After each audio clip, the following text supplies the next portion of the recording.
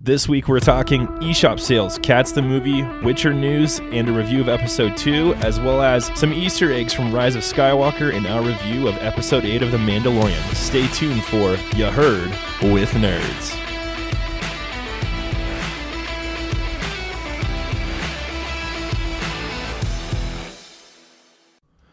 Hey, welcome into episode 3 of our weekly news. Today, I'm Brett, and today we have a guest host because Dorian's not able to make it to the recording of the podcast. His name is Tim. What's up, Tim? Hey guys, how's it going? Hey, so we're excited he's here. He has a different angle than most of us have when it comes to this stuff, so it's going to be interesting. But yeah, glad you're here. Thank you.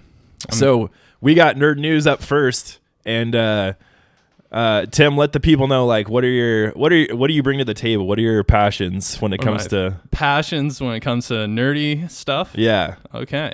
Well, I most love Nintendo and old school video game stuff as far as nerdy things.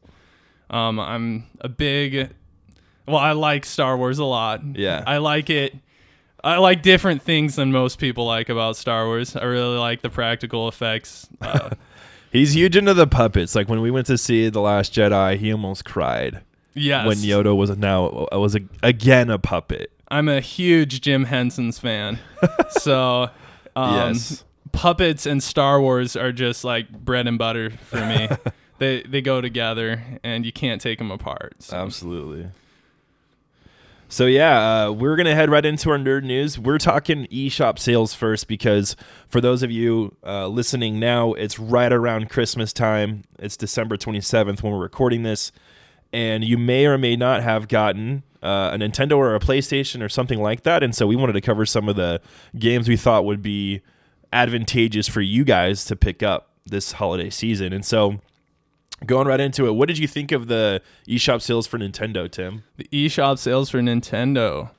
There are some actually really good ones out there. There are some Capcom games, Mega Man collections. They're $10 for Mega Man 11, and was it 14? So it was $14.99 for Mega Man 11. It was $9.99 for each of the collections. Oh, for each of the collections. Yeah. That's a fantastic deal. You have some of the collections too. Yeah, right? I have Mega Man X Collection 1 and then Legacy Collection 1. They're probably all worth getting, except X Collection 2, Mega Man X 4, I hear is really good. 5 is okay. 6 and 7, I think, are the last ones. I heard that those are not very good, but $10 for a good Mega Man X game like X4, it's worth it. And it's multiple per collection. So realistically, if you wanted just the solid ones, get the first Mega Man X collection because that's going to have X, X1, X2, and X3, right? Yeah, or I guess X and X1 are the same thing. Get that first. I think that's like best of Mega Man is Mega Man X Collection 1. Right. And I have that one, and so do you, right? Mm-hmm. Yeah, and I would say for $10 for sure, pick it up. Totally. And even Mega Man 11 I bought at full price, and I would say for $14.99 for sure buy it. Oh, yeah. Mega Man 11's awesome. It's really a throwback to the older Mega Man games where It's the Mighty Number 9 that we deserved. Absolutely. Because Mighty Number 9, for those of you who remember what that is, that's the name of it, right? Mighty Number 9. Yeah. Was supposed to be like this spiritual predecessor to Mega Man because they weren't going to make any more Mega Man games. Yes. Then it came out and it wasn't good at all. And then they made Mega Man 11. So yeah, they tried with Mighty Number 9. The original creator was on it. I don't know what happened, but I guess they got a different crew to make Mega Man 11. Amazing. I really like the enemy designs in it. They're all really creative. All the levels are creative. It's kind of follows the same formula as the older games, but they expand upon it with great animations. Graphics look gorgeous. Really, for was it $15? Yeah, $15, $14.99. Yeah, you you can't go wrong with that game. So. Yeah.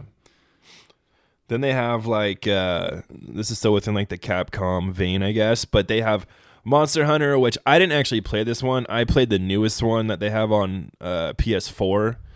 Now, obviously, you're not going to be able to play that game on the Switch just because of the graphics and resolution. But I don't know, because they have The Witcher now. Witcher 3's on Nintendo Switch, so maybe later it's coming out. But they have the older Monster Hunter game for $25, which is a pretty solid buy, I feel like, if you like those kind of games. Yeah. Resident Evil series ranges from $9.99 to $14.99 for pretty much any of them. Wow. And so that's a great pickup. Street Fighter Collection is only $20, and so I'm a huge Street Fighter fan. If you are a fan of the genre and you want it just to have it on your Switch on the go, $20, pick it up. That's awesome. Blizzard also has Overwatch and Diablo. Overwatch is only $29.99, and so if you don't already have it, if you just picked up your first console of this generation, I guess I would say for sure buy it. It's a fun game. This is a game that me and Dorian and Tim have all played and had fun with, and so yeah, pick it up. And I'm a huge Diablo fan too, and Diablo 4 is going to be coming out next year, the year. I mean, they haven't really. It could be 10 years from now with how Blizzard releases stuff. Yeah, but Blizzard they have their own time. Yeah, their own timeline for sure. But it was for $39.99, and I think that's honestly too pricey for how long that game's been out. So if you can hold off and maybe get it on like a deal that's like where it's $20, I'd say it's worth it. But $40 for a game that's been out for like 6 years, like that seems a little steep to me. Yep. Yeah, as far as going back to the Resident Evil series, Resident Evil 4 is one of the best games of the early 2000s. Now, do you think they're gonna, with their pattern they're doing with the remakes, do you think it's gonna get the remake treatment for Resident Evil 4? Man, that's really hard to tell. I don't think so. Because the gameplay it would be hard to update the gameplay. It's already so good, and it's kind of like Resident Evil Remake 2 or Resident Evil 2 Remake. They include a lot of Resident Evil 4 things into it. Okay. So they're kind of like updating games to 4.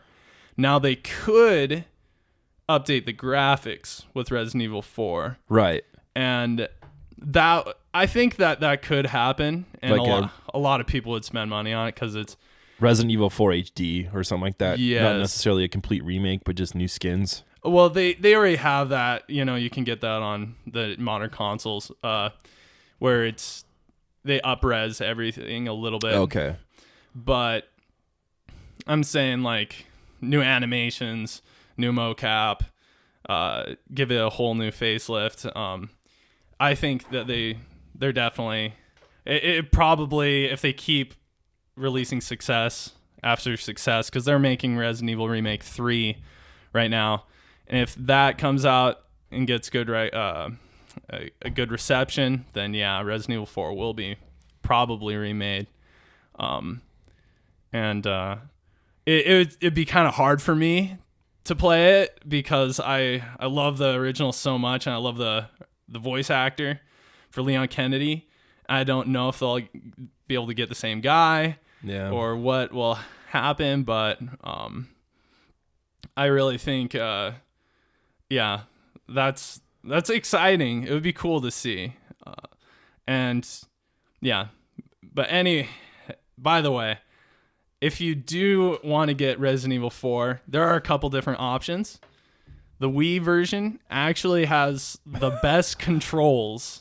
Okay, so that is a point of contention, because I know a lot of people did not like the controls for the Switch version. Yeah, it's they kind of go back to the GameCube version a little bit, but you're using a different controller.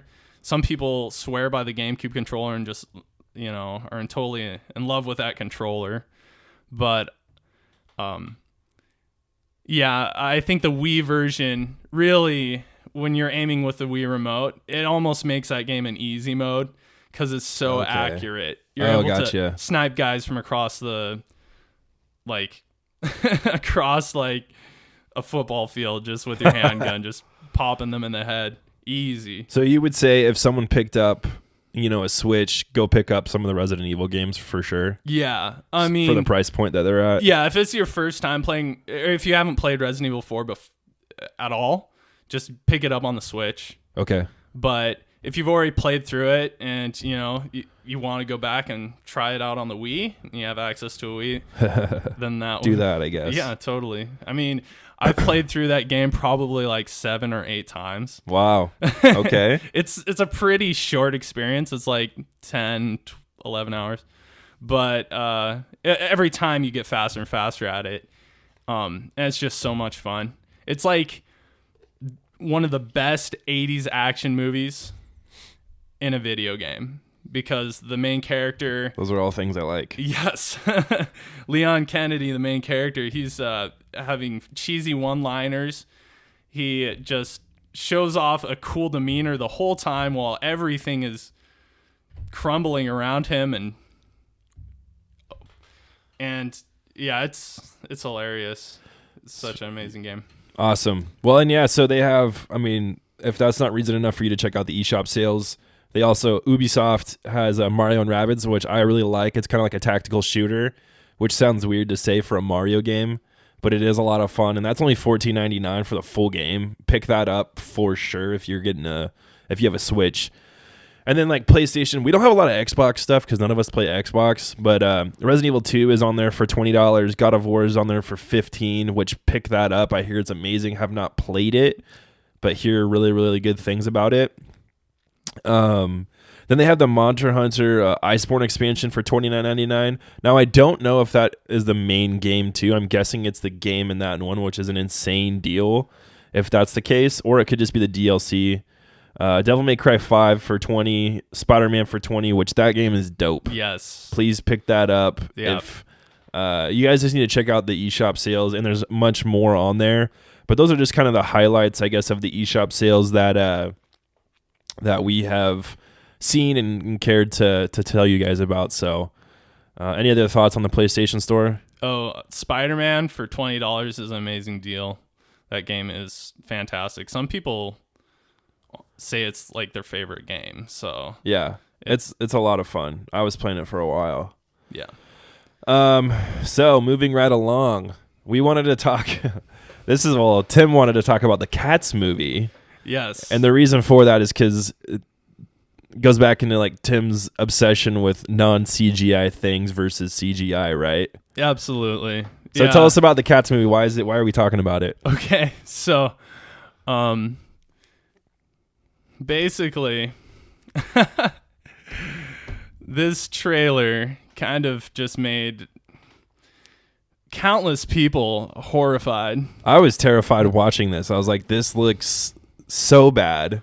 Oh yeah. Even I don't care if Taylor Swift's in it with how well she can sing, or Jennifer Hudson, or they have an insane cast in there as well. Oh, absolutely. You get to see all this amazing talent just absolutely in their worst form factor possible. It's it's honestly probably the most embarrassing thing that could have happened to them is they go and do a movie about cats. Yes. And then they don't know how the CG is going to turn out. And then when they see this trailer with everyone else, they're just shocked and horrified. And, maybe like just panicking, calling up their the people that their agents. Yeah. And just wondering what their possible options are. Because it's hilarious, absolutely hilarious what happened. A little sad, but so what did happen? Okay, so last year, or somebody thought it would be a good idea to remake the Cats movie. Well, it's a Broadway play. It is a Broadway play, and someone thought it would be a great idea, musical, to make it into a movie in the 90s, and I saw the trailers for that as a kid on TV on commercials, and I was scared. I never saw it. I was like, nope, not gonna do it. No, I never saw the movie. I was scared out of my mind from just the previews. And now we get a 2019 version. And then I guess somebody liked the Cats franchise and decided to do it all with CG. And let's see, it cost them $95 million to make this movie. Woo. And okay. Pretty decent budget. Yeah, it's actually not bad. It's not the best budget, but no. I mean, for the actors that they got in there, absolutely cheap. Mm-hmm. And they only made $6 million on the first weekend. Ouch. Yeah. Yeah, it's that's what happens when you go up against, like, think about the movies that came out right around that time. You got Rise of Skywalker. Yes. You know, so that was, and Jumanji. So those are Jumanji next level. Yeah. So this is a horrible weekend in general for them to open. Yeah. Oh yeah, it is. And then I'm not sure why they did this. Maybe I can only reasonably explain it is that, you know, they found actors that were desperate. Were or trying to be actors like Taylor Swift. Okay, but you also had cool people like Idris Elba. Oh, that's true. So maybe he was just like bored. I think that they have blackmail on them. And like the director's like, you have to do this. Yeah, you have to do this. Gosh. Or else I'm gonna, like, you know, tell them all your deepest, darkest secrets. That could be. And this is probably worse than any other deepest, darkest secrets. So, not a good option. I don't know how it came to be. It's hilarious though. I kind of want to watch it ironically, just to see just a huge dumpster fire of a movie. You know, I might run out of the theater. I might have to go ask for my money back, but that's accurate. You know, it could be hilarious, and I'm guaranteed that I'd probably be the only person in the theater. Probably. I'm not seeing it. Yeah. That's what I know.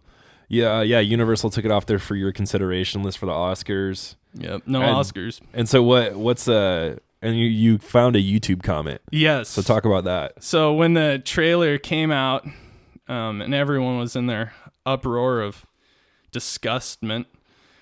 I don't know if that's a word, but I like it. Thanks. Yeah.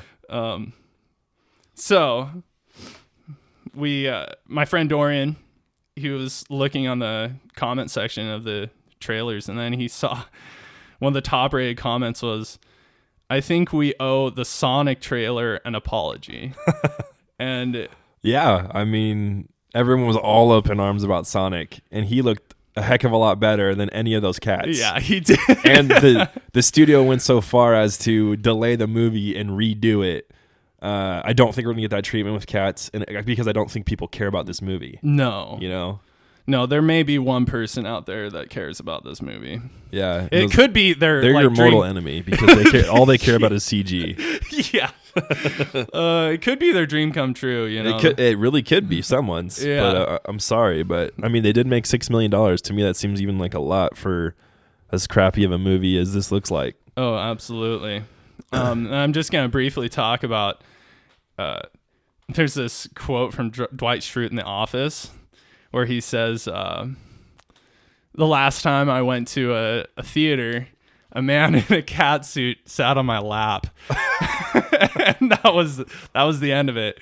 So that was kind of my impression going into watching the Cats trailer for the first time. Gotcha. I think it could possibly be the worst trailer that has ever been released for a movie because it completely killed all excitement and got the most backlash. I mean, yeah. The original Sonic trailer was pretty bad, but this took the cake. So for sure. Yeah. All right, so we're gonna move into our Witcher season 2 news now. I have not even watched all of season 1 yet. Dorian, who's not here, has, and so when he comes back, we're gonna talk more in depth about the season. Like, was it good? Was it not good? So season 2, supposedly, this is the news that's come out, is going to have a more focused story. Some of the things I've heard about season 1 is there's not a focused story and it doesn't elaborate on a lot of things. And so for people like myself and Tim who have not played the Witcher series or read the books or anything like that, it's been hard to understand what the heck's going on in the series. Now, Dorian, in our last weekly episode, talked a little bit about kind of what the Witchers are and gave background to the lore. But I was still lost. I watched episode 2. We'll talk about that later. But season 2, they're going forward with it. I've heard not mixed reviews, just kind of okay reviews for season 1. Like, it was good or okay, like 6 to 7 out of 10, which is fine, I guess. I feel like the series is supposed to be a lot more, especially considering, this was supposed to be the replacement for the Game of Thrones kind of crowd. I don't know if you heard that, but that's kind of what I heard. And yeah, I could see that. Yeah, it's just kind of that medieval knight / you're a medieval knight / Jedi in some ways, except you're hunting monsters. But the news that broke was that Mark Hamill, our very own Luke Skywalker, was possibly is possibly going to be playing Vesemir, which is Geralt's mentor. And that could bring a lot of people to the series that aren't familiar with it just because of his name. Yes. And so I'd love to see this happen. Mark Hamill is a god in nerd culture. Like he looks the part too. I looked up some pictures of what he looks like, and he could totally, because he still has maybe that long hair from the Rise of Skywalker in The Last Jedi. Just kind of that, if he he could obviously wear a wig too, but he has that white beard he can bring out. And so this might be the addition to the cast that they need too, because I think Henry Cavill does a good job at Geralt, just in my own understanding of who he's supposed to be, and Mark Hamill could be the icing on the cake and really the name that draws people to the series. So I think that's interesting. We'll see how it pans out. Yeah, but I'm not even all bought into season 1. So, but if they do bring Mark Hamill in, like I said, this could be a show I will continue to watch if he's brought in. Yeah, Mark Hamill, he's definitely a great actor to watch, and he's like, the one thing about Mark Hamill is that he doesn't have too many shows he's been in or movies. And he's more notably a voice actor. Yes, he is. Which is awesome. He's a great voice actor. But I think what people want to see is they want to see like a whole series of a character that Mark Hamill can portray. Yes. Because we really haven't gotten anything like that. And that would be really cool to have in a show.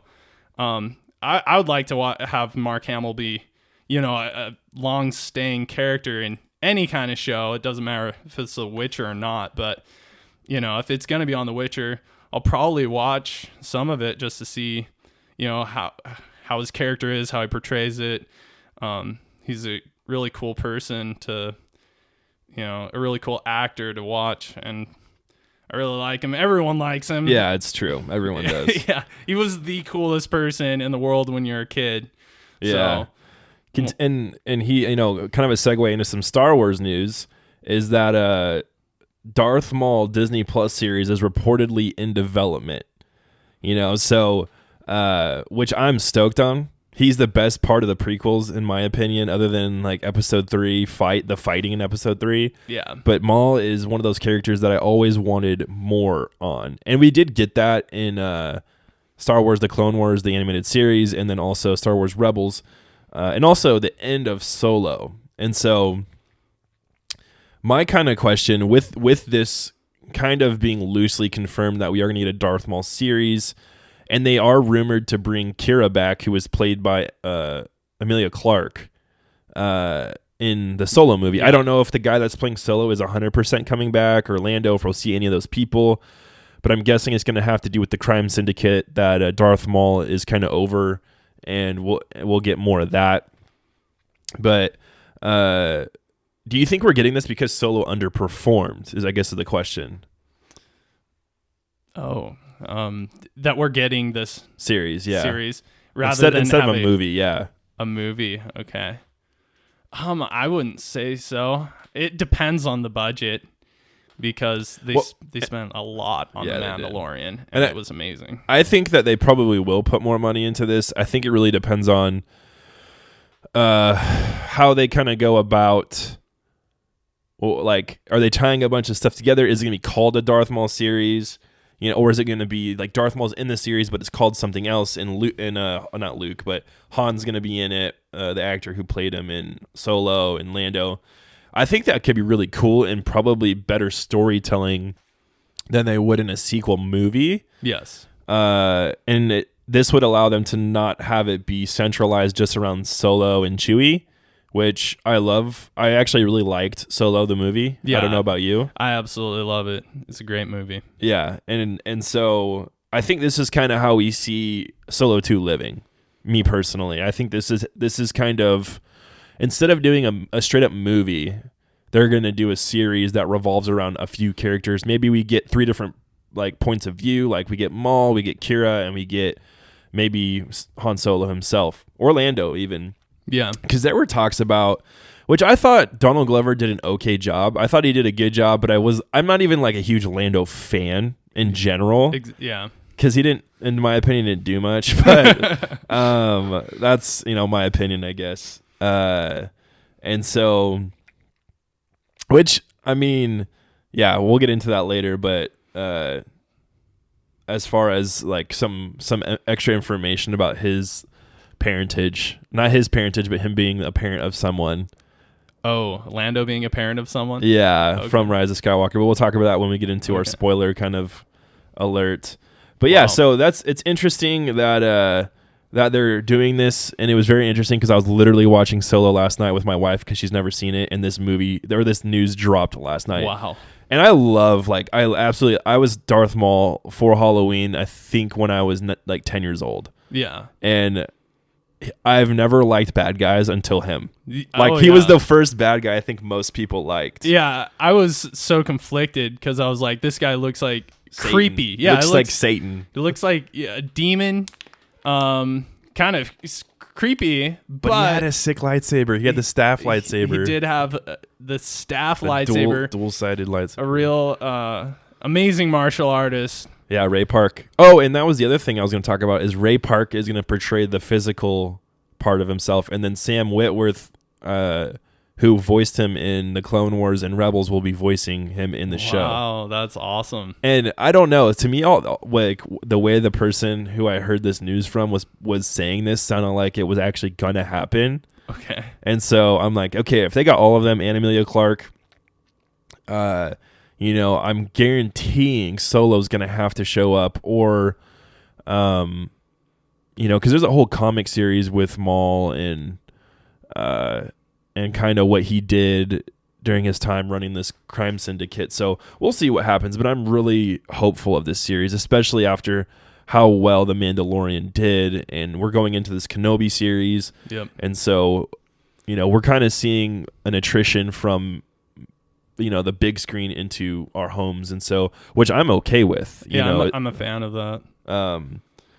I like the movie theater experience, but not everything needs to be experienced in a movie theater format. Yeah, it's kind of like the Han Solo movie. I think it would have been better as a series because you flesh out more of the Star Wars universe, and it's not a movie about Jedi. Yeah. So people are not going to be like super excited to go watch it. Yeah, it would have been a way better avenue for it to come to something like this, because it isn't. And that's even like, I almost didn't see it because I'm like, well, there's not going to be any like lightsaber fights or anything like that. And that's really what you go to the theater to see, is those big action sequences. Yep. The big drama of the Jedi, Not a heist movie. No. And so I agree with you on that. It definitely, and I don't know where they were at with Disney Plus at the time of them going forward with the Solo movie. But yeah, I think you're right. I think it could have been a lot better series for sure. Yeah. I did really enjoy it though. Oh yeah. So we're going to move into like a kind of a spoiler alert. We're going to be talking a little bit about Rise of Skywalker Easter eggs, or maybe tidbits that have been confirmed over this last little bit since the movie came out. But first off, something I kind of already knew just from like I thought it was gonna be the planet, but when we open in the movie, Kylo Ren again.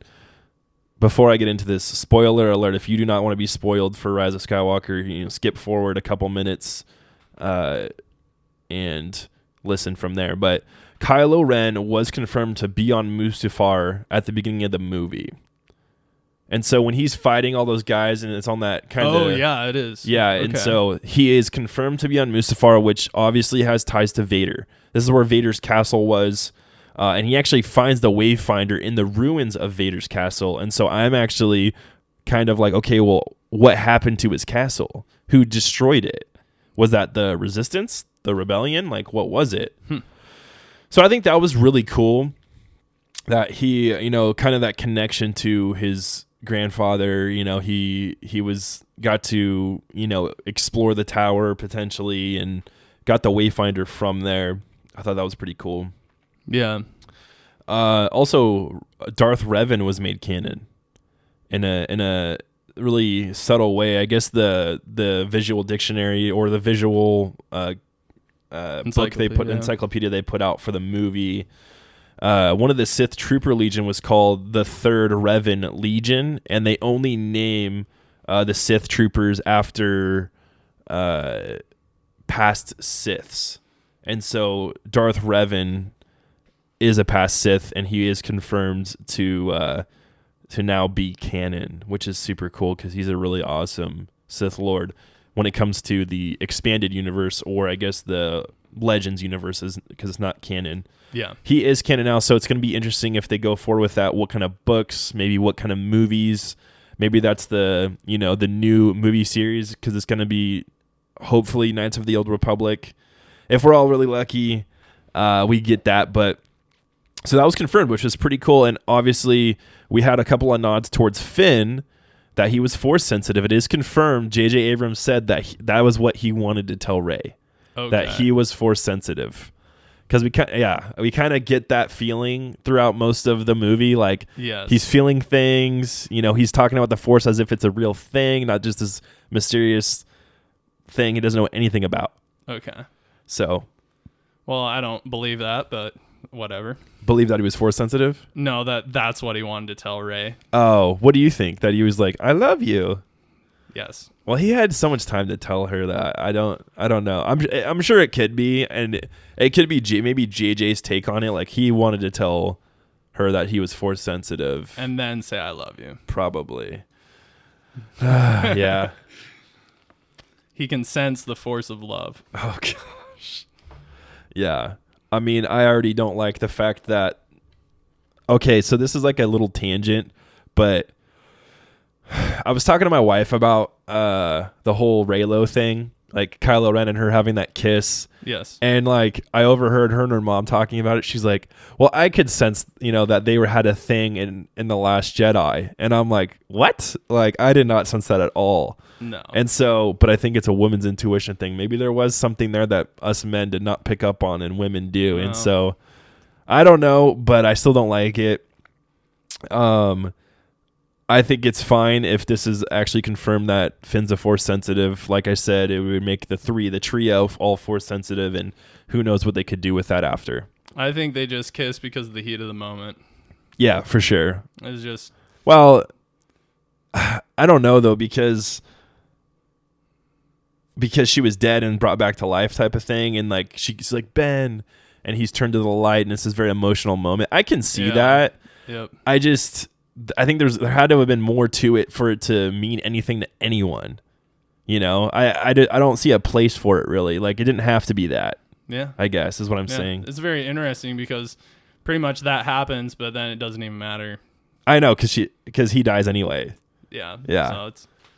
So It's like, okay, that's cool. Yeah, and then the other thing, there's a couple more things, but I didn't have this in the show notes, but Jannah, who was the other deserter stormtrooper that has kind of a couple conversations with Finn. Yes. Apparently, the visual encyclopedia thing alluded to that, Jannah was taken at a young age from her family, like most of the stormtroopers are. They're taken and trained at a very young age. And the timeline fits in place with Lando. Also, it's come out that he had a daughter who was taken from him by the Empire when she was about 2 or 3. And so some people are thinking Jannah could be a Calrissian. Whoa. I know. And so I'm like, okay, that's a missed opportunity too. Because apparently Lando teamed up with Luke, and he kind of talks about it in the movie. Yeah. Just to kind of go and, they went on their own adventures. And so maybe it destroyed Darth Vader's castle or something. They could have, yeah. And then that could be something. I don't know if they would recast a young Luke. But they could if they want to do it in the Disney Plus series or. Wow. We'll see. That could be a whole adventure thing. I guess he wouldn't be super young Luke, just maybe right after episode 6. So he could be in his 20s or 30s. Mm-hmm. So I think that would be interesting, but I know it is kind of cool that was, something that could be, I guess, is that Jannah could be a Calrissian and he could have been reunited with her. And at the end of the movie, he goes, well, let's go find him type of thing, So who are you? And she's like, I don't know. It's like, well, let's go find him. Yeah. The other thing was we heard a lot of the Force ghost voices, and they're talking about you have all these Jedi kind of in you now. At the end of the when she is hearing all those different voices when she's and one of them was Ahsoka Tano, which we had not been confirmed that she was actually dead. And Dave Filoni, the creator of the character from Star Wars, The Clone Wars, he created her for that show, and she was in Star Wars Rebels. He said that she was not dead. And I thought that was kind of insane at the time of at least this movie. And so I was like, okay, that's super interesting. Like, why have her as part of those voices then, So I don't know. It could be just something Dave Filoni said. I don't know if it's 100% confirmed that she's still alive in this time. Now, could she have... in future movies, meet up with Rey, because I guess her species lives to about 100 years old. That's like their average age of death. But she's also a Jedi, or not a Jedi, but because she left the Jedi Order, but she's a Force user, and so that could also elongate your years quite a bit, we've seen. And so I think she'd be about 60 or 70 around the time of the Rise of Skywalker. And so she still could be out there. And then a rumor within that is that she might make an appearance on the Disney Plus Kenobi series. I'm so excited for that Kenobi series. Yeah, which that would be insane if she did, because that would be the first live action interpretation of Ahsoka Tano we've ever gotten. Yes. Which could be awesome for the series. So, I think that would be awesome if they did that. But I guess we'll see with that. Yeah. But yeah, those are just some of the things that we thought were really cool that they've come out and confirmed with either books or just different articles that the directors have commented on. And so, yeah.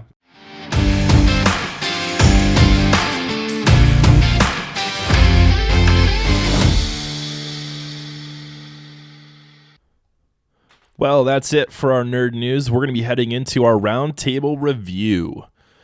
All right, so starting off with Witcher episode 2. I did watch this, and it was okay. Now, I'm not a big fan of kind of different elements of the Witcher series, but I wanted to give it at least a shot because I felt like the first episode was okay, and it gave me enough interest to be like, all right, well, I want to kind of check into the series, and I thought it was okay. We don't see too much of The Witcher. Like, he gets jumped, him and some musician guy, basically, and then so you find out that these elves are still alive, and I don't even know what any of that means, though, to be honest. Like, I should not even be reviewing this episode, probably, because I don't know anything about The Witcher. Yeah. And maybe we'll do a deeper discussion on it when Dorian gets back because, like I said, I know nothing about The Witcher. Like, I've probably seen 5 minutes of gameplay from the Witcher series in general. But the episode's way more focused on Yennefer and the girl, I think it's Ciri or Suri, I don't remember. But it's way focused on them and kind of Yennefer coming into her own and basically somehow becoming... I don't know what they're called, like a witch, basically. Like, she's gonna be learning more spells and stuff like that, and eventually, I'm guessing coming. So it's Jennifer with a Y. Yeah, Jennifer? I think something like that. Okay. Yennefer. I just wrote it phonetically because I don't know how it's spelled. Oh wow, yeah. But so yeah, and then the little girl finds this boy who ends up being an elf. But she's just running through the forest, and this town that she runs to is getting ransacked by these guys, and basically it's kind of like I don't know, like I feel weird even talking about the episode, but yeah, she's on the run, and this boy helps her, and he disappears, and she goes into the town and talks to these people, and then they get ransacked, and you kind of see how people are treated in the caste system that they're kind of in.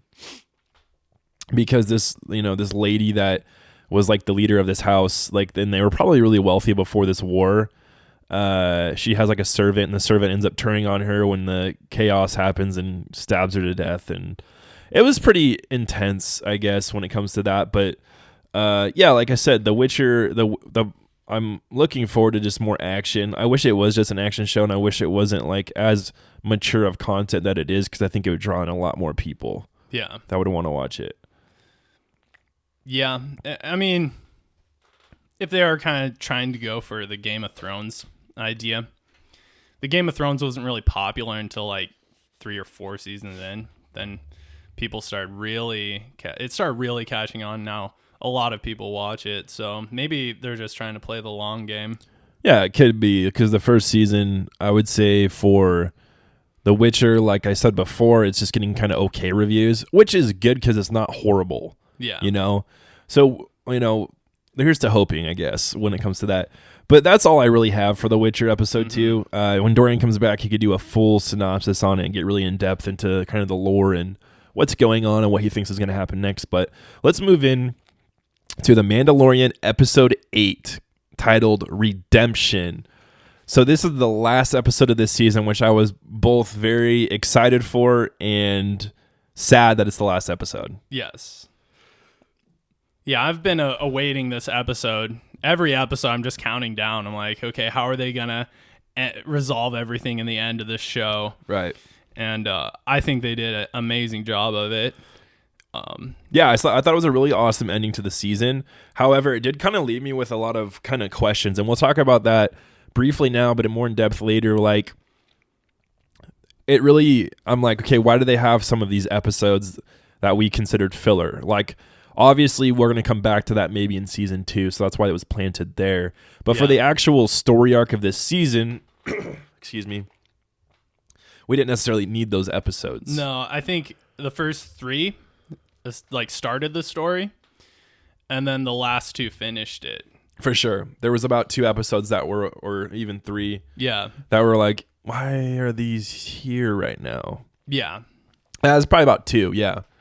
And even, we could always come back to those planets, see those people again later on. So I'm guessing it was just kind of world building. But again, it was a really awesome thing. And so I think it's the best episode so far.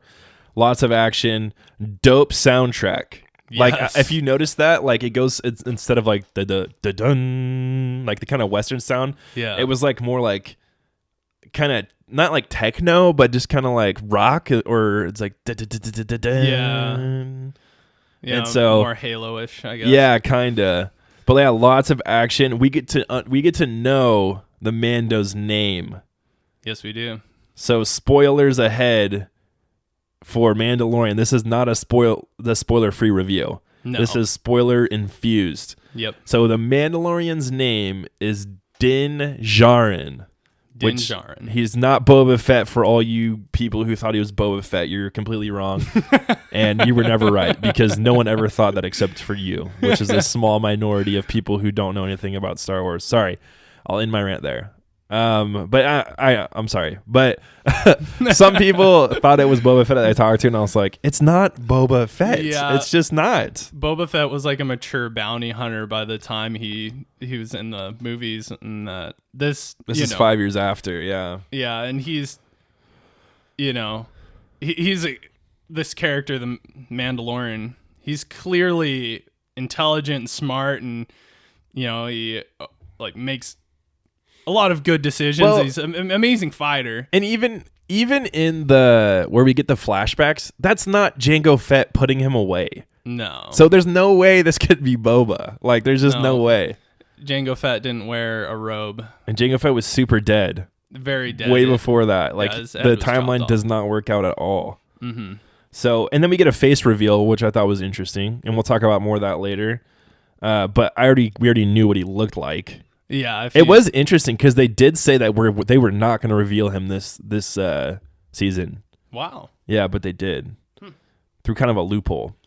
He got his moniker, which was that of the beast that Baby Yoda lifted and saved him from that he killed in episode 2. Okay. Of the That's show. What that was. Yeah, which I thought was cool. He gets his jetpack. Yes, which is awesome. I know that. I've been waiting for that since the first episode. Yeah. So he's kind of it was super awesome, and then there's a reveal of something else, but I want to save that for later. I mean, if you're listening, I guess I could just reveal it now. The Darksaber is in the possession of Moff Gideon, and that was awesome.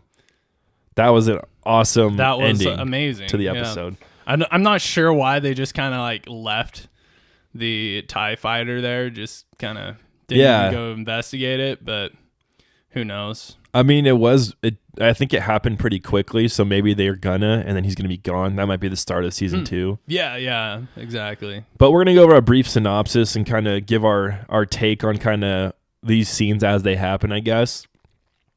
So the episode kind of starts, IG-11 rescues Baby Yoda. So I almost cried in the last episode when Baby Yoda got picked up and Quill got killed.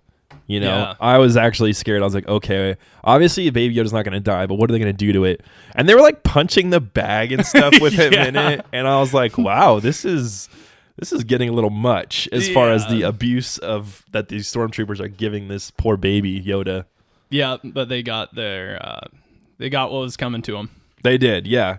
And then we thought, the scene where they're kind of waiting. So they get the baby. They go to the rendezvous point that they're going to try to meet some people out to hand off. I think maybe Moff Gideon was going to meet him there to hand off Baby Yoda to. And they're trying to shoot like this little like thing that they see in the distance, and neither of them can shoot it. And I thought that was hilarious, just the bantering and the one stormtrooper who didn't pick up Baby Yoda wants to see him, and he's like, no, you can't see him. So he's trying to get him to to see him the whole time. It's really funny back and forth between these two stormtroopers. Yeah, and you kind of start questioning why these guys are in part of the Empire, because they hear that their leader just killed a bunch of them just to make a point. Yeah. So it's like, you could have been one of those guys, but you're disposable, basically. Yeah, exactly. It's pretty hilarious. And they're trying to shoot at that little block thing, and then neither of them can hit it, and they're like looking at their guns and shaking their guns like, is something wrong with this? But maybe their equipment is just trash, but it's just another kind of trope-ish thing that they threw out there that no stormtrooper can shoot or hit anything, pretty much. Yeah. But yeah, it was a really funny scene. And then IG-11 shows up and rescues Baby Yoda. Yes. And then, so he rescues Baby Yoda, and instead of going back to the ship, because his protocol is to be a nurse, to be a medic, basically, and to protect the baby. Yes. And he just decides to go into town instead. Yeah. Where they're pinned down at. Yes. And so they're heading into town. Mando, Grief Targa, and Kara are still stuck in that building, and Grand Moff Gideon is there, and he shows up and he's like, hey, I've got this really heavy cannon that's going to wipe you guys out. I'm going to give you some time to turn over Baby Yoda. So at this point, he knows that Baby Yoda has been recovered by them somehow and that he doesn't have them. And so it's called the E-Web Heavy Repeating Cannon, I think. I think that's what he ended up saying, or blaster. Yeah. I can't remember. But he calls it the E-Web Cannon for short. Yep. And so here comes IG-11 soaring through town on one of those bikes. Yeah. And just going off. He's shooting guys. He's picking up guns and shooting all these stormtroopers as he's going through town. And it gives them kind of enough of a distraction to help them get out of kind of being pinned down. But what's interesting is that Moff Gideon knew all of their names, including the Mando. So yeah, and which was revealed as Din Djarin. And he knows his backstory a little bit, and so then the Mandalorian's like, I know who that is. That's Moff Gideon, and then, which they all thought, and it was like a unanimous thought that Moff Gideon was thought to be executed for war crimes, and I was like, whoa, okay, if he was thought to be executed by war crimes, like what did he do? And you can tell he's a bad mamma jamma in this episode. Yes. From just his demeanor, what he like, how he interacts with the characters, and at the very end, something happens. But yeah, so Moff Gideon is this bad mamma jamma. And then so from this point, once he knows who that is, we see a little bit more to the Mandalorian's backstory. We get a little bit more that so he was put into like that storm shelter thing almost. Yep. And then a droid opens it up. Super battle droid opens it up, which this is the first time in a long time we've seen these. Oh, yeah. Which is cool. Like, they all didn't die from the Clone Wars. Yeah. Wars. They're still around in the well, even I guess it'd be after episode 6, and we didn't see any in the originals. Yeah. So they're still using them. But anyway, so then you see the droid gets shot, and a Mandalorian shows up and saves him, and that's how he becomes a foundling. Yep, Boba Fett. It's definitely not Boba Fett. We'll talk about Boba Fett in a little bit. Okay. Yeah. But he's saved by these Mandalorians, and he's kind of enamored by all these guys showing up to save them. And it's alluded that his parents were obviously killed, and so we get to learn a little bit more of their creed. A little later. They are dressed in blue, or their armor. Yeah, their armor's kind of blue, so that was interesting. I didn't understand quite why. Yeah. It could have been that clan, I'm guessing. It might have been just that. Maybe they're all in the same clan. Yeah. Maybe it's like back during Jango Fett, they had blue armor, and then around Boba Fett, they started changing it to more greenish. Yeah, I don't know. Yeah. I think it has to probably do with your clan and your house, because they talk about that a lot and make it a point kind of in the episode that that clans are a big part of their kind of tradition, and when you find a foundling, basically either if you can't restore them to their family, then you have to train them when they become of age. Yeah. And we learned that, and obviously Din Djarin didn't have any family because his parents were killed. And so they had to keep him and raise him as if he was their own, basically. Mm-hmm. And so I loved the best part, I think, of that part was like there was like this guitar riff that comes in when the Mandalorians found him. Yeah. And I was like, oh, that's cool. I don't even remember what it was. I just put that on my notes. I thought it was awesome. Oh, yeah. The music was awesome. The music was great in this episode. It has progressed so much since the first episode, where it's kind of open and just kind of like more airy, and has that kind of had more of like a Western. Yeah, it was more of a Western vibe, and now I'd say it's more not so much Western, more almost metal-ish, but also techno-y and drum-oriented. It's kind of interesting. Yeah, I definitely could pick up some trumpets being used in there, so it was a little more orchestra kind of stuff. So then the battle happens, so they're coming out, and they're shooting up some people and going crazy. So like Cara and all of them head out of where they're pinned down. Mando comes out, there's a really cool like fight scene, And then Moff Gideon. So Mando goes up to the E-Web cannon and pulls it off its thing, and he's just kind of like shooting people, like like Bad Mama Jamma does. Yes. And it's like hooked up to like this almost like power unit, and Moff Gideon shoots it, and it explodes, and the Mando goes flying back, and he's hurt super bad. Yep. And so Kara goes over to pick him up. They're trying to go back into the building that they're in, basically, and they retreat into their IG-11s, and they're now with them. The child's with them, Baby Yoda, and so the Mandalorian thinks he's gonna die, and so he gives the baby to Kara. He says, "Take care of him. Make sure he gets out of here safely. Take my ship." And they're basically being pushed out of the building. The flame trooper shows up, starts blasting, and here comes Baby Yoda to the rescue. Yes. He uses the Force to push back the flames and killing the flame trooper. Blowing him up. Which gives the IG-11 enough time to cut into the sewer system, and they're able to escape through there. Now, at this time, they're escaping. IG-11 decides to stay back because he wants to be there with the Mandalorian, and you're not really sure why. So IG-11's talking to him, and he's like, "I can help you, basically, if you take off your helmet." Yes. And he's like, "No. It's forbidden, basically, and if you do, I'll kill you." And he said, "Well, I'm not a living thing." He's like, because the Mandalorian said no living thing has ever seen my face after I've come of age and took up the Mandalorian kind of persona, basically the creed, yeah.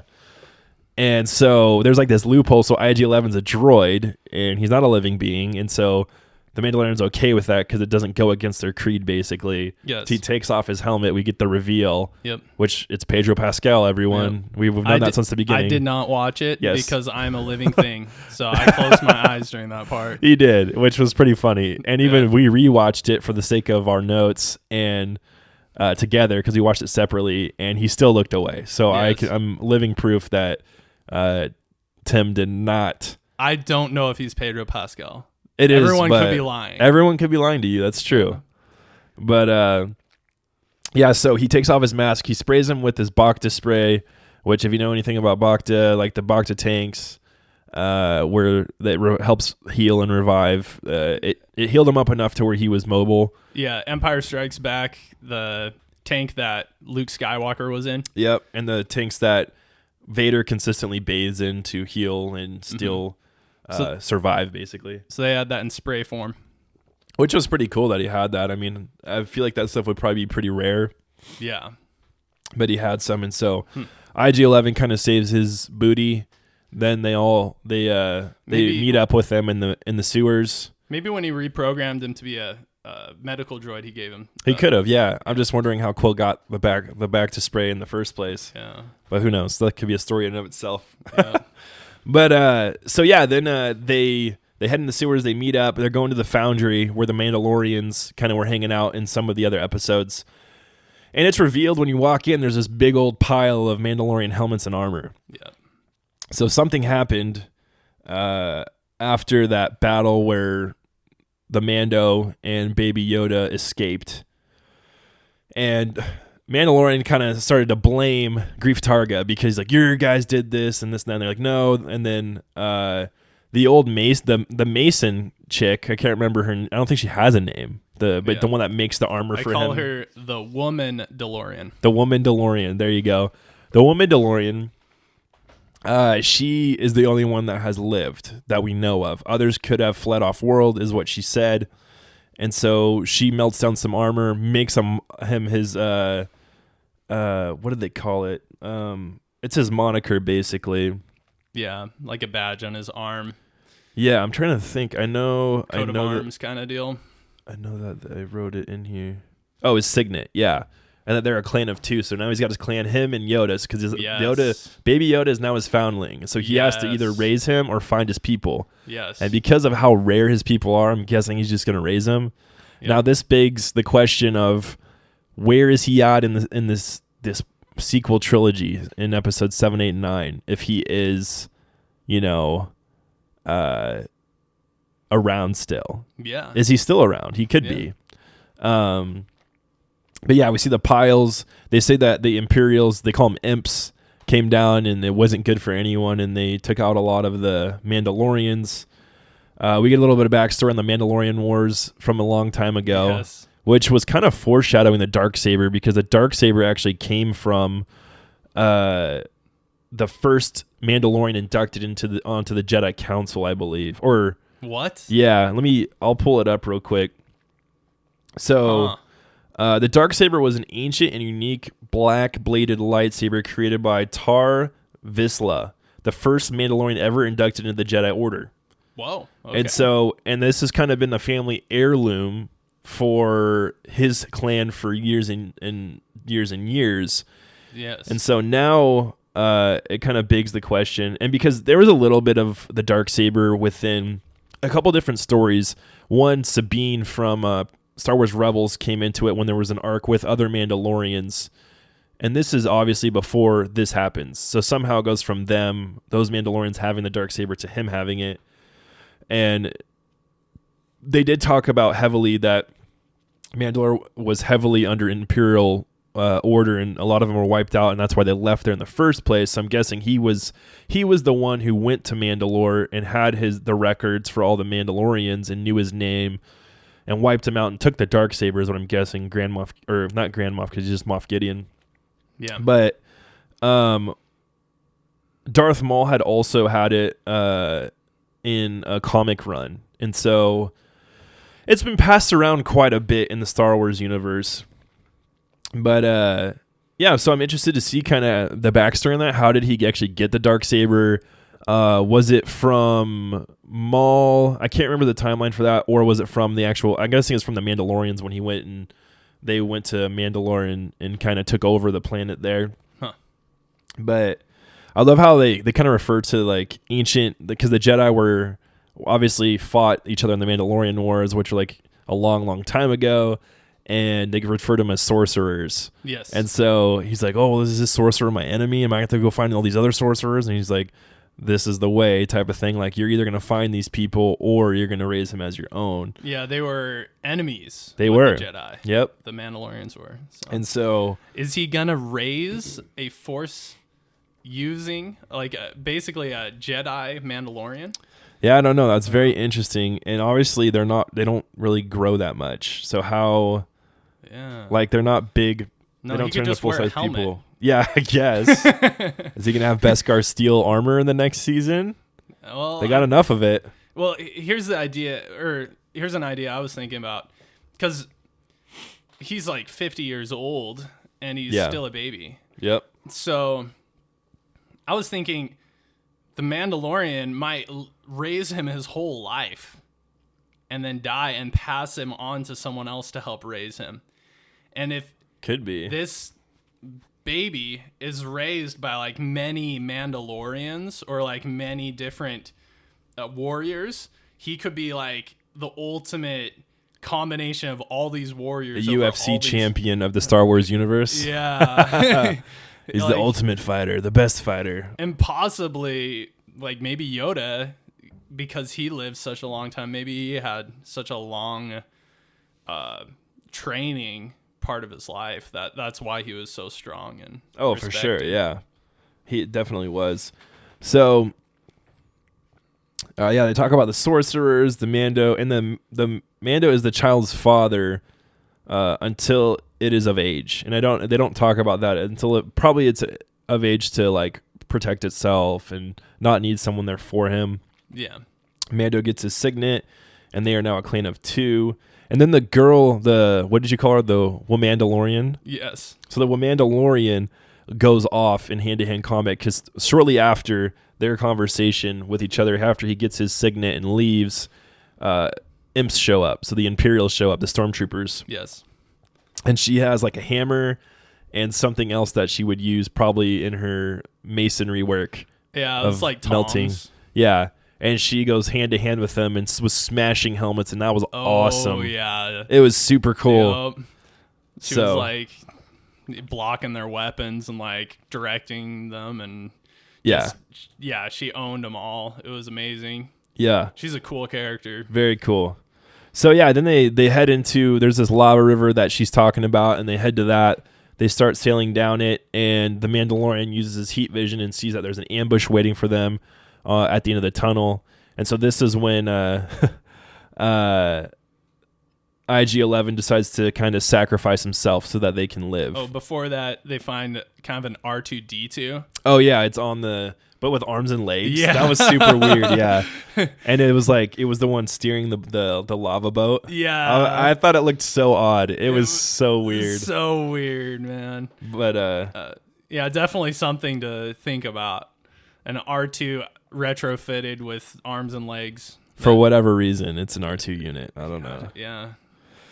But yeah, so they're sailing down this little river of lava, and at the end of it's the ambush, and IG-11 decides, hey, I'm going to sacrifice myself. The Mandalorian at this point has changed how he feels about droids, at least this droid, because obviously he saved his life, and he's going to go sacrifice himself. He's like, no, we need you. Another number, basically. Like, we need more people. And he's like, the only way that the child lives is if I die, if I sacrifice myself to help you guys out. Yep. Which I totally got. So he gets off the boat and walks out like a complete bad man pajama, and he walks out there and he uses that detonator that was in his chest that we saw in the first episode. Yep, first. And he uses that, kills all the stormtroopers so they can come out.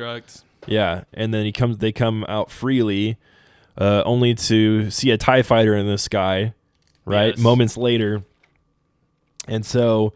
Moff Gideon's in the TIE fighter and starts blasting him, misses. He's going to do a circle back, and they're like, he's not going to miss this time. We got to do something, and these blasters we have aren't going to do anything against him. And this is when the Mandalorian... Yeah, and this is when the Mandalorian uses his jetpack and then shoots his a grappling hook out at the TIE fighter as it zooms by. And he hadn't undergone the jetpack training yet. He said he had done the training, but he hadn't finished it or something like that. As a kid, yeah. Yeah. So he's not super aware of how to use it. Yeah. He does do a good job, and basically, he sticks a detonator on there. It explodes the TIE fighter's wing. It crashes, which is probably leaving the Mandalorian to think I always keep saying Grand Moff because I'm so used to it. Moff Gideon is said to you're probably thinking he's dead at this point because he crashed. Blew up part of his ship. Yeah. So the Mando uses his jetpack to take down the TIE, and then the Mandalorian kind of says goodbye to Cara and Carl Weathers. What's his name? Grief. Grief. Yeah, Targa yeah. Yeah. And Grief Turducken. Oh gosh, that's funny because my sister just had a turducken for the first time and she didn't get it. Anyway, or maybe it was my brother. I can't remember. Someone told me at Christmas, that's what they did. Yeah. So he leaves those guys, and it's kind of a bittersweet goodbye. But you're going to see him again, kind of thing. And so he leaves, and then it kind of zooms over to Moff Gideon's TIE fighter, and there's these Jawas. Or at least things that look like Jawas, ripping parts off of the TIE already. Uh-huh. They saw it crash. It must happen a lot where things crash land on that planet, and they're kind of tearing it apart. And then you see this beam kind of puncture through the wall, and I'm like, okay, maybe he's got like metal cutters in there or something in case this would happen. Mm-hmm. And he emerges with the stinking darksaber, and I was just like, what? Like, that was the big... what the heck moment of we need to know where he got that thing from, because for those of you who have watched the series or know about the Darksaber, this is kind of an important thing, and I elaborated on it earlier. The Clone Wars or from the Rebels or I can't remember if it's in Clone Wars. I think it is. I think it's in both. Okay.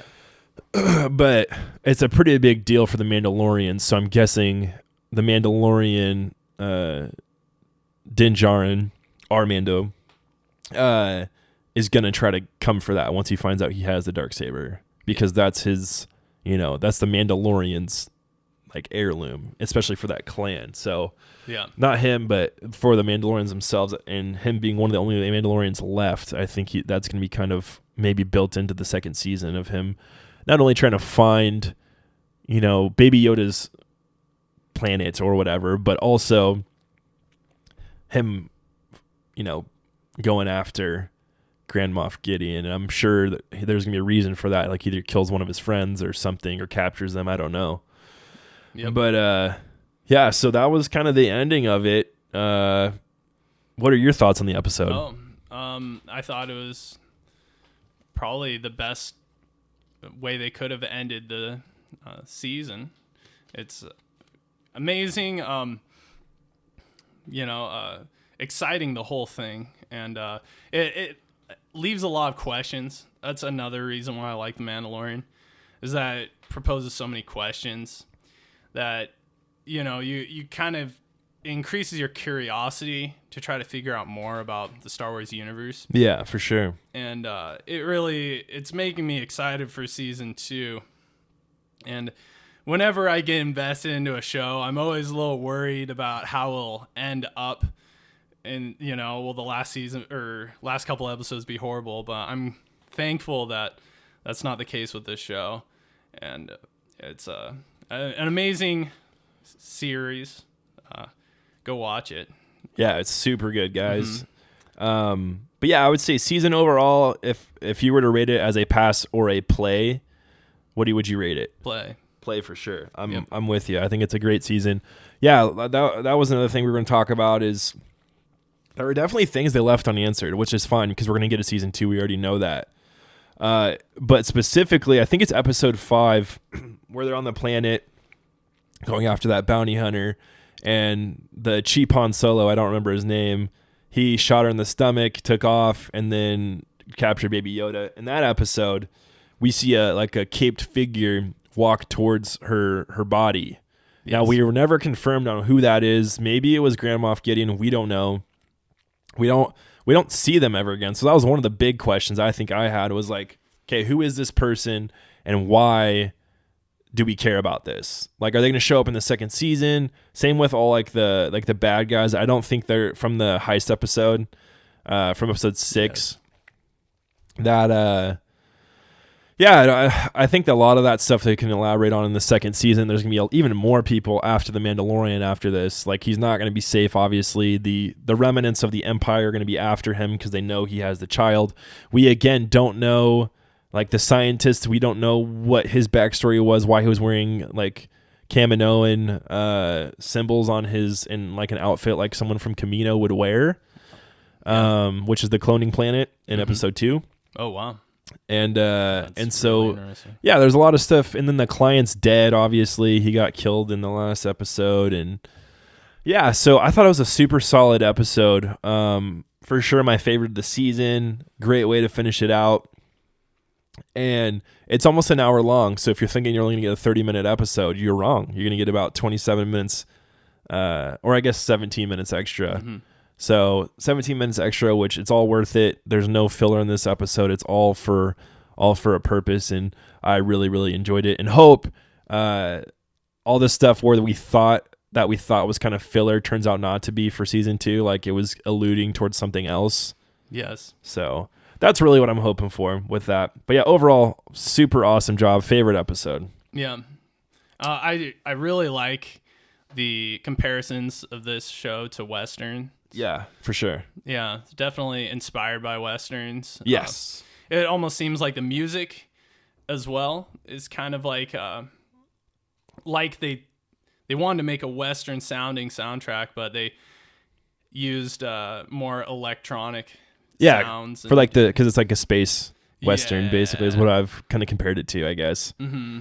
Kind of like in the last episode, they had that, the auto cannon. It was kind of like in a Western, guys setting up a Gatling gun. Yes, 100%. Yeah, it's still, and you're pinned down. It's the same thing as a Western almost, and I love how they did it. Yep. Did a great job. Moving out of Star Wars, we're gonna move into our favorite. One other thing. Okay, go ahead. Okay, what this show has done for puppetry. Oh gosh. Has, it's like. Okay, for years, puppetry has been on the downcline. Because of CGI. Yes. And this year, Tim is very pro puppet people. I'm pro puppet.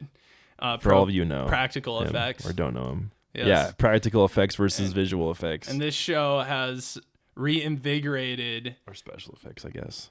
Puppetry. I mean, like, people were wondering if the Baby Yoda was CG. Like, they were having a hard time being able to... I guess parts of him are, like his eyes, his eyelid movements are CG. Huh. But he is a puppet. Yeah. For most of it. Yeah. Anyway, I think, like, the animatronics, like, you know, we've gotten so much technology since the old animatronics back in the 80s. Yeah. And it's cool to incorporate that into practical effects these days and to have a TV show that uses that.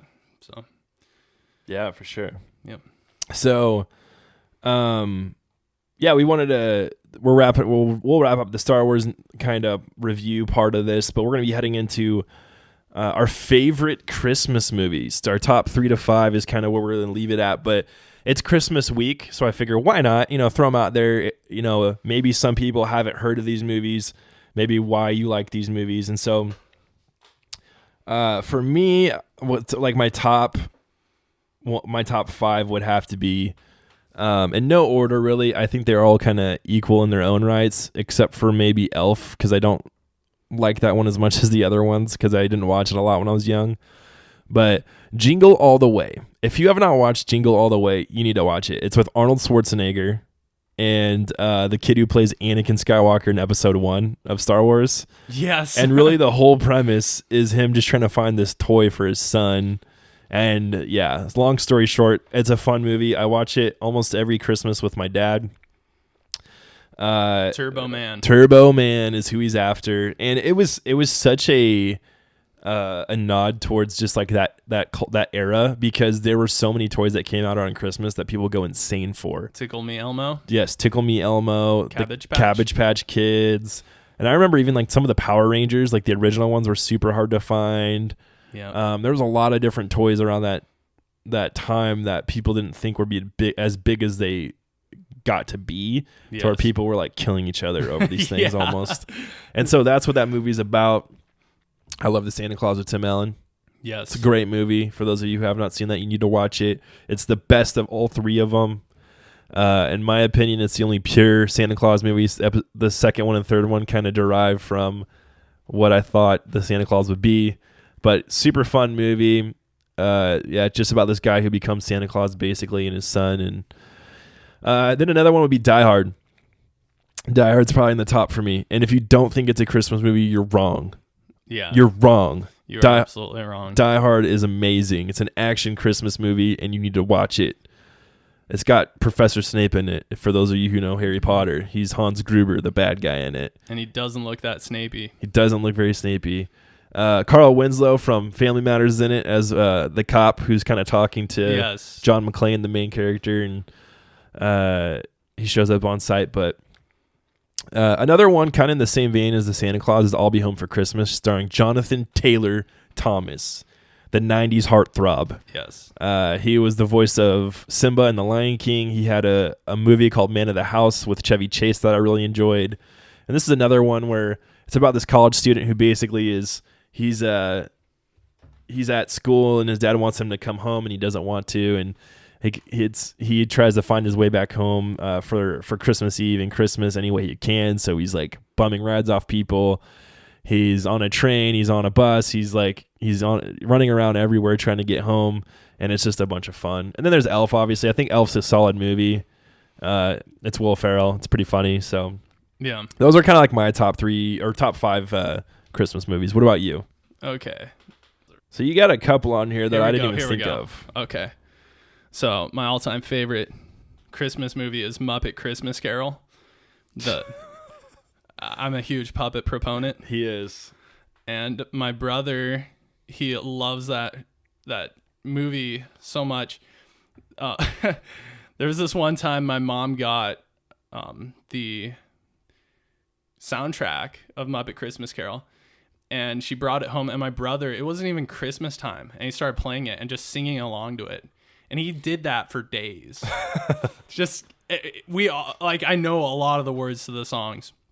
because they're just ingrained into my mind.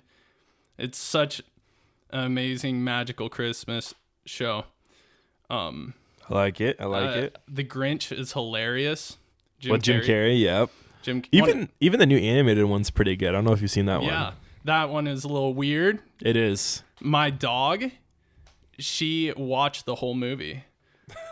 She Wait, the Jim Carrey movie or the new one? My dog will recognize the new one. Okay. My dog will recognize like another dog on the television. So she'll like bark at the screen if there's a dog. She must have thought that the Who's and the Grinch were dogs because she watched the entire like hour and a half movie. It was weird. But yeah, the Jim Carrey movie, amazing. One of Jim Carrey's best movies. He's hilarious in it. The Home Alone movies. Yes. Solid movies I forgot about. We watched those leading up to Christmas. And so those I like, but they're not on my top 5. Yeah. And then there's a little known movie called The Christmas Toy. I've never heard of that movie. It's a Jim Henson's Muppet. Oh, okay. Muppet That's movie. why. Yeah. That's why. That's why I've never heard of it. Rude. Anyway, it kind of is a lot like Toy Story, where the toys come to life when there's not anyone in the room. Oh, okay. Only the twist is if a human being sees a toy being alive, then that toy gets frozen in place, basically dies. What? That's the premise of the movie? Yeah. That's terrible. Yeah, it's it made my sisters cry when she was a little kid. So I would cry. Yeah, it was pretty emotional. It's a very emotional movie, The Christmas Toy. So it's maybe, on Disney maybe not Plus. for kids. No. I mean, kids watch Bambi too, so That's true. That's true. So, all right, honorable mentions maybe. Honorable. Oh, wait a second. Oh, Jack you got one Frost. more. Yeah. So everyone knows about the Rudolph the Red-Nosed Reindeer. Yep. That clay animation. Yeah, and the Frosty the Snowman one. Frosty the Snowman one. Santa Claus is coming to town. Well, you may have not seen the Jack Frost one, and that one, it's a Christmas one, and it's really cool. I love the characters in it. Check it out. I think it's better than Rudolph the Red-Nosed Reindeer. Wow. Yes. That's a tall order. Yep. Okay, now I'm going to list my honorable mentions. Okay. It's a Wonderful Life. Yep. People like that movie. They do. I've never seen it. Yeah. I don't know how. I just haven't. My wife's like, "How have you not seen it?" And I'm like, "I don't know. I didn't like old movies." Yeah. I've watched like episodes of TV shows that try to recreate It's a Wonderful Life. The premise. Oh, yeah, for sure. Yep. And then White Christmas. Don't know what that is. So that's the famous song White Christmas sang by Bing Crosby. Oh, it's like okay. an old musical. I don't know. Christmas Story. Oh, how can we forget Christmas Story? Yeah, Christmas That's Story. also one I did not grow up watching, which is kind of ironic, but Yeah. I do know the premise, and it's a great movie. Christmas Vacation. Yeah, I haven't seen that one too much. Yeah. Weirdly enough. It's hilarious. McGee and Me, The Fight Before Christmas. I've never heard of that. What is that? So, McGee and Me, it's a TV show. It's a Christian TV show that talks about biblical morals and stuff. Oh. Yeah. The Fight Before Christmas was a really intense episode of that, though.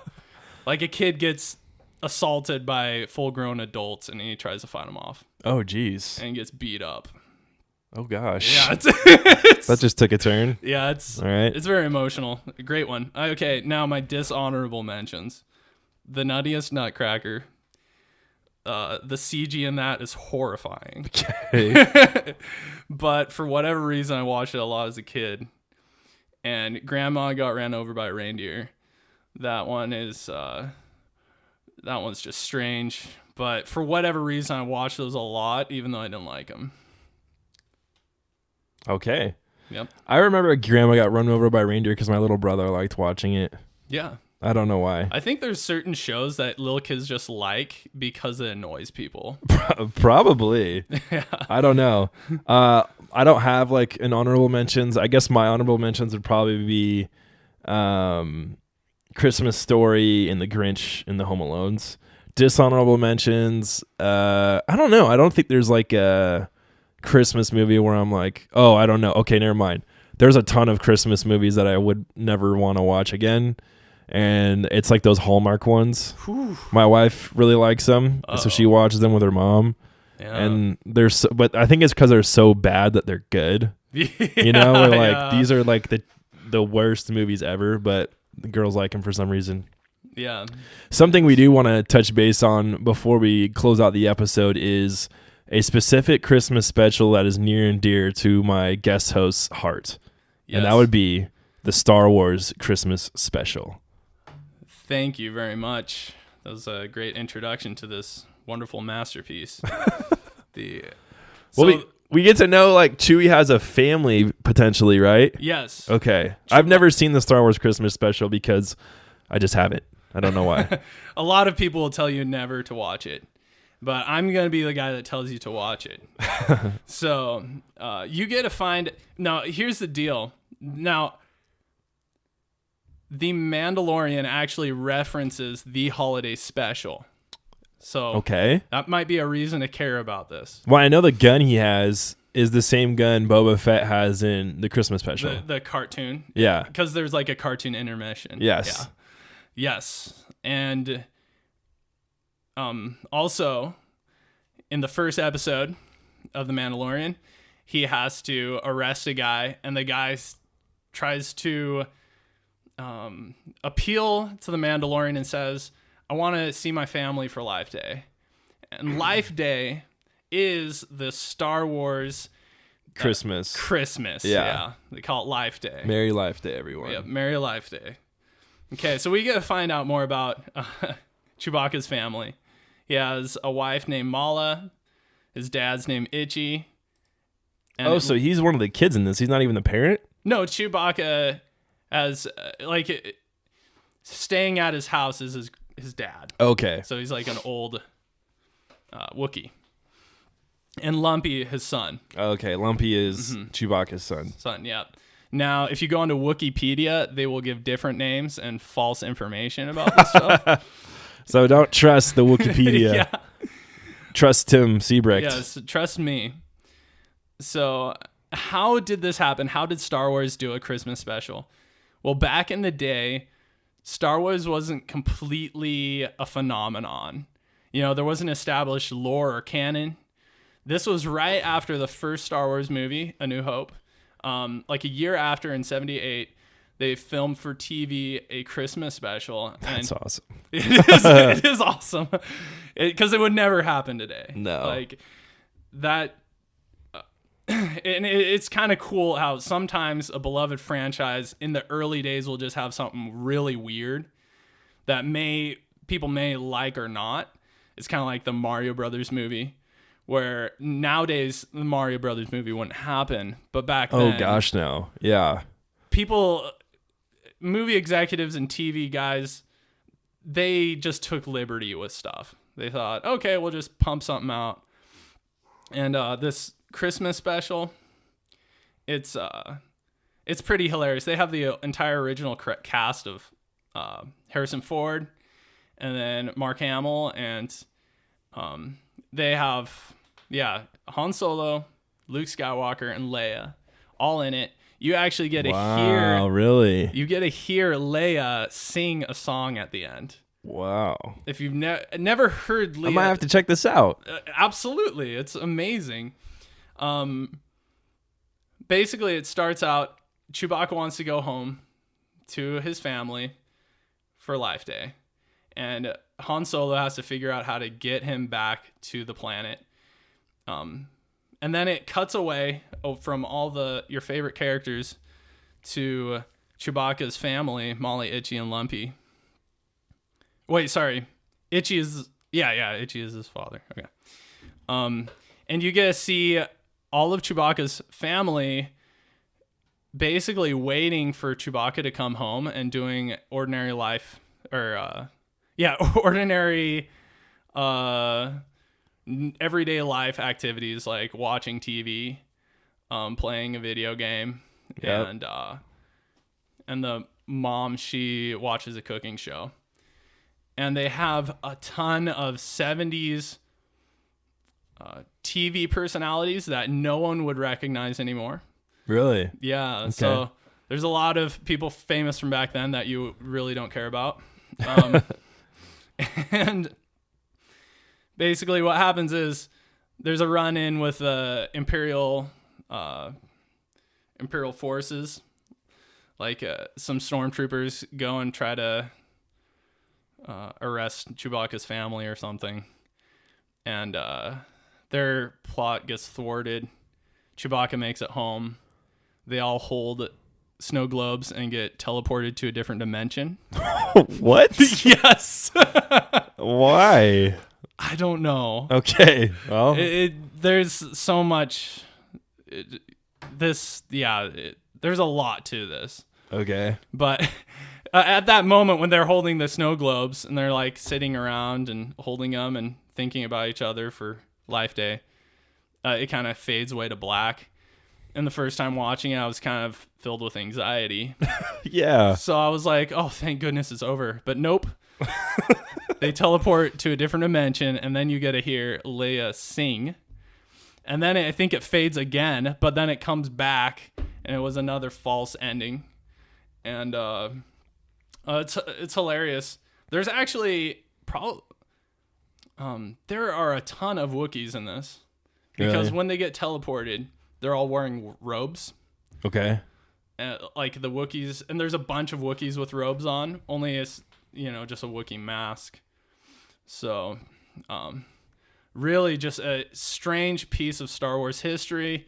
It's crazy, but it's wonderful.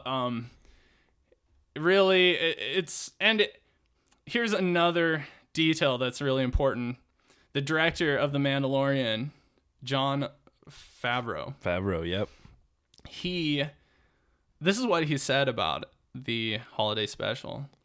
I've been thinking about it. It's ready. Oh, okay. This is about him making a holiday special. So a sequel special. Yes, a sequel special, which he gosh. wants to do.